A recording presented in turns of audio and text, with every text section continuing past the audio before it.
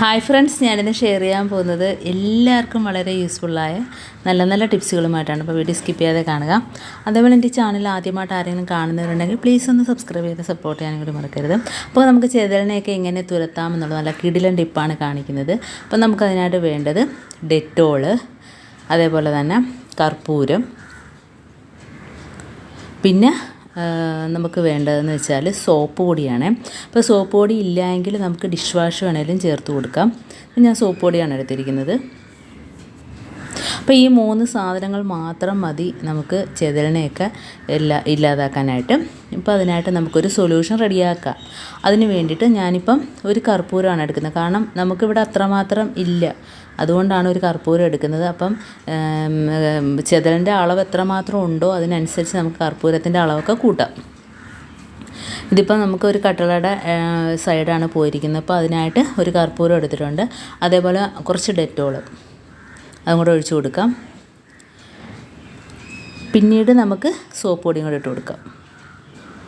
ഇപ്പം ഒരു 1/2 സ്പൂൺ അളവിൽ ഞാൻ ഡെറ്റോളും ഒരു കർപ്പൂരവും 1 ടീസ്പൂൺ അളവിൽ സോപ്പ് പൊടി എടുത്തിട്ടുണ്ട്. അപ്പോൾ ഇത് 3 മതി. അപ്പം കുറച്ച് വെള്ളം മാത്രമേ ഞാൻ ഒഴിച്ചു കൊടുക്കുന്നുള്ളൂ. നല്ല കട്ടിക്ക് വേണം നമുക്കിത് അതിനകത്തോട്ട് സ്പ്രേ ചെയ്ത് കൊടുക്കാനായിട്ട്. പെട്ടെന്ന് അതിൻ്റെ റിസൾട്ട് കിട്ടും. പിന്നെ ഉടനെ ഒന്നും നമുക്ക് ആ ഭാഗത്ത് ചിതലും വരില്ല, അതേപോലെ ഉറുമ്പ് മണ്ണെടുക്കത്തുമില്ല. ഇനി നമുക്ക് സ്പ്രേ ബോട്ടിലിനകത്തോട്ടാക്കിയോ അതല്ലെങ്കിൽ സാധാ ഒരു കുപ്പിയിലാക്കി ഹോളിട്ടിട്ട് നമുക്ക് എവിടെയൊക്കെയാണോ ചെതൽ ആ ഭാഗത്തെല്ലാം സ്പ്രേ ചെയ്ത് കൊടുക്കാവുന്നതാണ്. വളരെ നല്ലൊരു ടിപ്പാണ്. എല്ലാവരും ഒന്ന് ചെയ്ത് നോക്കുക. ചിതൽ കയറി ബുദ്ധിമുട്ടുന്നവരുണ്ടെങ്കിൽ ഒന്ന് ചെയ്ത് നോക്കുക. അപ്പോൾ എത്രമാത്രം ഉണ്ടോ അതിനനുസരിച്ച് ഞാൻ പറഞ്ഞില്ല, ആദ്യമായിട്ട് തന്നെ നമുക്ക് ഇതിൻ്റെ അളവ് കൂട്ടി കൊടുക്കാം.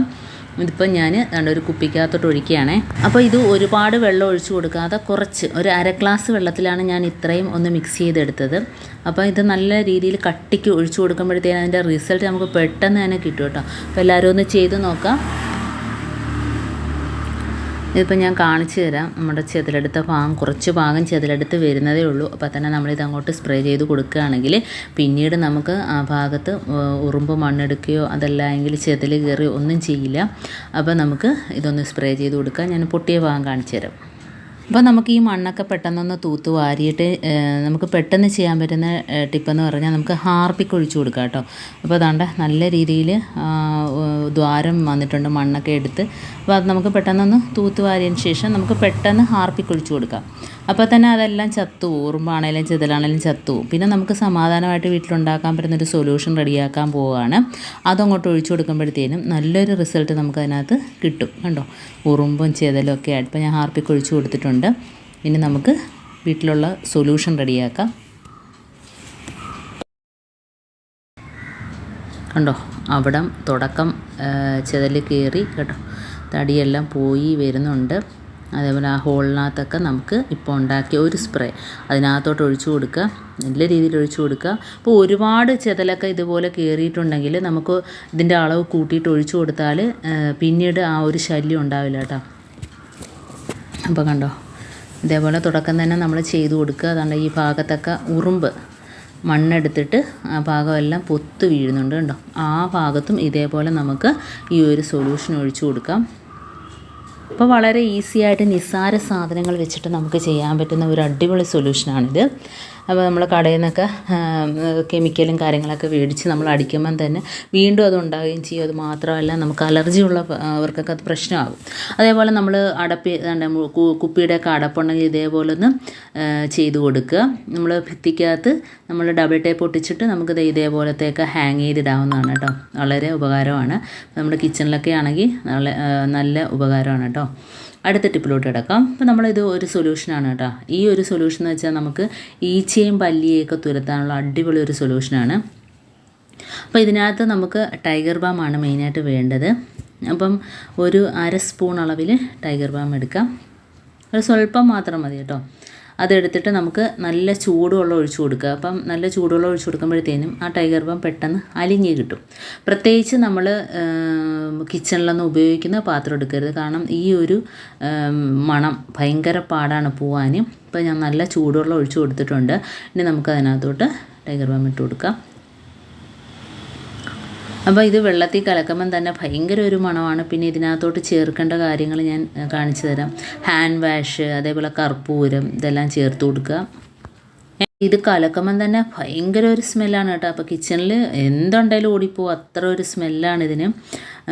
ഇതിപ്പോൾ ഒന്ന് അലിഞ്ഞ് വരും കേട്ടോ. ആ വെള്ളത്തിനകത്ത് കുറച്ച് നേരം കിടക്കുമ്പോഴത്തേന് പെട്ടെന്ന് അലിഞ്ഞ് വരും. നല്ല തിളച്ച വെള്ളമാണെങ്കിൽ പെട്ടെന്ന് അലിഞ്ഞേന്, ചെറിയ ചൂടുവെള്ളം ആയതുകൊണ്ടാണ്.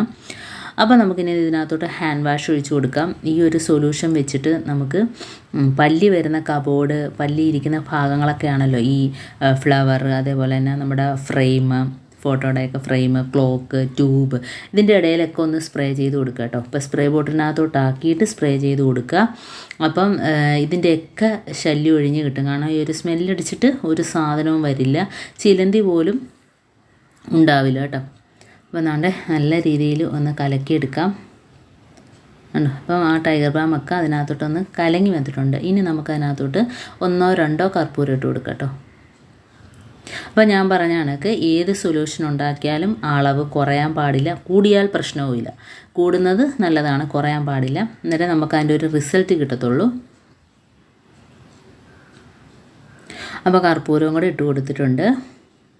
നമ്മൾ പല ടിപ്പും ചെയ്യുന്നതുകൊണ്ട് ഇതിൻ്റെയൊക്കെ ശല്യം ഇല്ല, അത്രയ്ക്ക് ശല്യമൊന്നും ഇല്ല. പല്ലിയുടെ ആണെങ്കിലും എലിയുടെ ആണെങ്കിലും പല ടിപ്പുകളും ഞാൻ ഇതിനകത്ത് ഇട്ടിട്ടുണ്ട്. അപ്പോൾ എല്ലാവരും കാണാത്തവരൊക്കെ ഒന്ന് പോയി കാണുക. കാരണം നമ്മളിങ്ങനെ ചെയ്യുന്നതുകൊണ്ട് വീട്ടിലങ്ങനെ ഒരു ബുദ്ധിമുട്ടൊന്നും ഇല്ലാത്തതുകൊണ്ടാണ് ഇതിൻ്റെയൊക്കെ അളവ് കുറച്ചെടുത്തിട്ട് കാണിക്കുന്നത് കേട്ടോ. അപ്പം ഇത് ഉള്ളവർ ഇതിൻ്റെയൊക്കെ അളവ് കൂട്ടിയിട്ട് നമ്മൾ ചെയ്ത് നോക്കുക. കുറച്ചുകൂടെ വെള്ളം ഒഴിച്ച് കൊടുക്കുക. അപ്പോൾ നല്ല ചൂടുവെള്ളമായിട്ടുണ്ട്, നല്ലോണം ഒഴിച്ച് കൊടുത്തിട്ടുണ്ട് കേട്ടോ. ഇനി ഇതൊന്ന് തണുത്തതിന് ശേഷം നമുക്കൊരു സ്പ്രേ ബോട്ടിലിനകത്തോട്ടാക്കിയിട്ട് ഇവിടെ വേണേലും നമുക്ക് ധൈര്യമായിട്ട് സ്പ്രേ ചെയ്യാം. കുട്ടികളുണ്ടെങ്കിൽ പോലും പേടിക്കേണ്ട ആവശ്യമില്ല, അലർജി ഉള്ളവർക്കാണെങ്കിലും പേടിക്കേണ്ട ആവശ്യമില്ല.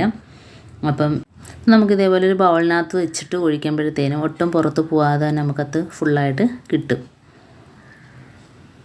അതിനകത്ത് വീണിട്ടുണ്ടെങ്കിൽ അത് അങ്ങോട്ട് ഒഴിച്ചു കൊടുക്കുക.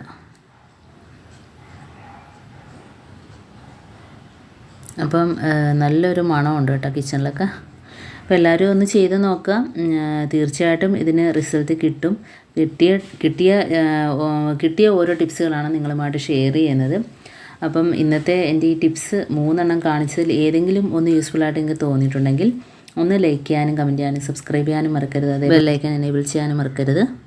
മാത്രമേ ഞാനിടുന്ന ഓരോ വീഡിയോസും നിങ്ങളുടെ മുമ്പിൽ നോട്ടിഫിക്കേഷനായി എത്തുകയുള്ളൂ. അപ്പോൾ ഇനിയും നല്ല നല്ല ടിപ്സുകളുമായിട്ട് വീണ്ടും കാണാം. അതുവരേക്കും താങ്ക്സ് ഫോർ വാച്ചിങ്.